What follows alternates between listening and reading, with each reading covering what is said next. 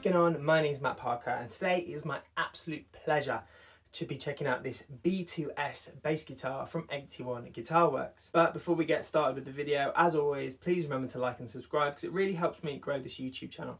Right, let's get back to the video. So 81 Guitar Works have been making guitars for a little while, but as far as I know, this is their first entrance into the bass market. Now what you get is a ton of premium features which really help this bass stand out in the luthier kind of small batch marketplace. So taking a look at the top, we can see it's got an absolutely gorgeous Bastogne walnut top. Now this is like a really Gucci spec walnut, looks gorgeous as you can see. I'll try and put some in the camera there, but features this really nice top. Walnut can be a little bit weighty, it tends to be a bit of a denser wood, but yeah, really nice touch, looks really classy, especially with this absolutely gorgeous German carve. Now I'm a big fan of German carves, you don't see them that often anymore, but I think they look really classy and they're just an extra touch which, you know, kind of cements this as a premium instrument. Now flipping it over, you can see it's got a Blackened Sapele body. It's got a really nice grain pattern which you can kind of see when it catches the light, and Sapele can be quite a light wood as well, so it helps take some of the weight off, certainly when you consider it's got that walnut top. And while we're on the back, you can also see it's got this really beautiful matching walnut control plate, which again is just a really nice touch, and it's just one of those things that you get when you're buying handmade instruments. So taking a look at the bridge, we can see we've got a Schaller unit, and this has adjustable string spacing. It's on a roller, so you can kind of fine tune your string spacing. It's a really solid bridge. I've had this on a few basses before, and I really like it. It's super adjustable, nice flat profile as well. Yeah, just really cool bridge. I'm a big fan of these. So taking a look at the electronics, we can see it's got a single Music Man style humbucker. This particular one is from Old Blood pickups. Well, apparently in the video I said Old Blood when what I meant was Old Bones Black Manta pickup. So sorry for getting that wrong. Right, let's get back to the video. And it's called their Manta series, and that's mated to a very simple single volume and tone. So this is a passive bass, but I think it's all the better for it. I actually really love Stingray style basses when they run passive. One of my favorite basses I played recently is that Pete Wentz signature model from Sterling, and this is very similar in that it's got very simple controls and you don't have to faff around with a 2-band or 3-band EQ. I really like these no nonsense control layouts. I think that having a simple volume and tone, but then this very meaty humbucker in the bridge gives you a ton of different tonal varieties. It's a bit more powerful than a normal single coil, but you know, it sounds really good. I'm a big fan of that. So taking a look at the neck as we start from the headstock, you can see it's got 2+2 design with a very fetching 81 logo on the headstock, and then we can see it's got quite a unique orange corian nut, which is a bit of an interesting material. It's quite eye-catching being orange. You don't see many orange nuts, so it's a cool little feature. And then moving our way down, we can see it's an ebony fingerboard featuring 24 frets. What that gives you is loads of upper fret access and gives you that full double octave run, which we would like from a bass of this style. And then flipping it over, you can see it's actually got Luminlays as well, which is just really nice. You know, if you're on a dark stage and you want a little bit of visual help, it's really nice having Luminlays. Before we move on, that corian nut is a 42mm nut width. The bass also features a 12-inch radius, so slightly flatter than what you'd expect to find on a Fender neck. Now, to my hand, the neck itself feels quite like a shallow D. It doesn't feel like there's as much shoulder compared to kind of like a more rounded Fender style neck. It almost feels a bit more Ibanez-y in its neck profile. But what that means is you get a really, really fast playing experience, and mainly that's that Wenge neck material, which has always felt quite fast to me as well. It's a very shreddy neck. And before we move to the back of the neck, we can see it's got my old friend, the heel truss rod adjuster. Now this one is a wheel, which again is the best one in my opinion. I wish this would become industry standard, but it just makes changing that neck relief a bit easier. Now this has a 2-way truss rod and it's got carbon neck reinforcement as well. So I found it to be a very, very stable neck, and yeah, top marks from me. Now, flipping it over, we can see it's got this 6 bolt-on neck construction with a really, really generous cutaway here. These are very nicely recessed as well, certainly in comparison with stuff like that I've been playing recently, like that Dingwall Super P, for example. There's no snagging, there's no hard edges, and again, with this really deep cutaway on the other side as well, you've got tons of upper fret access if that's the kind of thing you're into. Looking at the back of the headstock, means it's got badass tuners. These are the sealed die-cast units, but are very good. You know, well regarded within the hardware community, and are fairly accurate as well. I think they've really got like an 18 or a 20-to-1 ratio, so you know, you can make minute adjustments if you need to. That being said, this is a very stable bass and I haven't really had to tune it. I think I've tuned it maybe twice in the whole time it's been here, and every time I check it's just perfect. So there we go, a quick overview of the B2S from 81 Guitar Works. Now I know why you're all here, let's get down to some tones.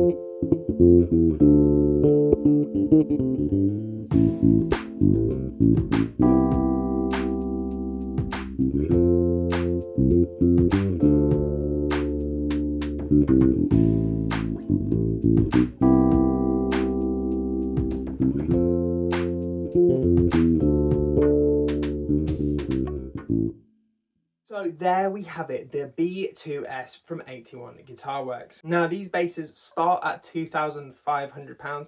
When you think what you're getting these days for around the £2,000 mark, a lot of it is import stuff, mass manufactured in the Far East. So to get a handcrafted in the UK bass with some really gorgeous appointments for a relatively similar price, I think just speaks to the value of these basses.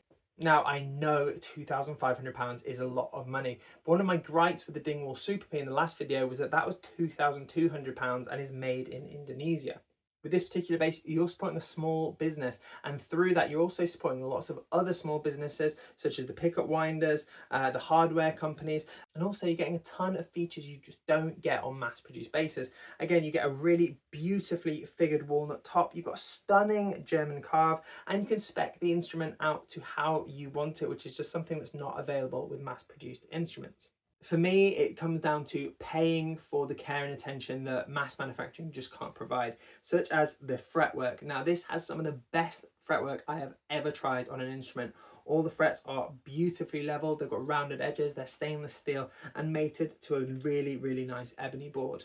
In fact, all the fitment and fixtures of this bass are just impeccably well built. There's no sharp edges on anything, the route is really tidy, the hardware is top notch, and it just feels like a really, really quality premium instrument.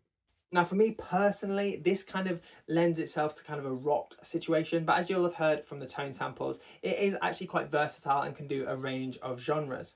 One of the things that makes me think it is a bit more of a shredder's bass though is that shallow neck profile. Now, it's not my personal preference. I like a fat neck due to old wrist injuries, but for a lot of you, you're going to find it really, really comfortable. It's super easy to navigate. It's a really fast neck and it feels really nice. Again, there's no sharp frets. There's no fret edges when you run your hand down the side of the neck, and it just feels really premium. If I have any small criticisms about this bass, and this is a criticism that I have of a lot of basses due to the nature of the instrument, it is that it's quite heavy. Now, one of the benefits is you get no neck dive.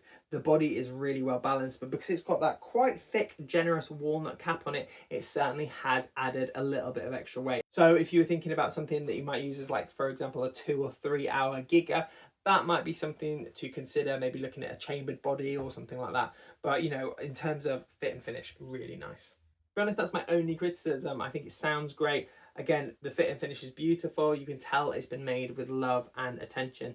And I'm really looking forward to seeing what other instruments Simon builds out of 81 Guitar Works. So that's the B2S from 81 Guitar Works. Let me know if you would rock one of these, what you would change, how you'd spec yours out. And please remember to like and subscribe again. I've been Matt Parker. Thank you so much for watching. Until next time, I'll see you soon.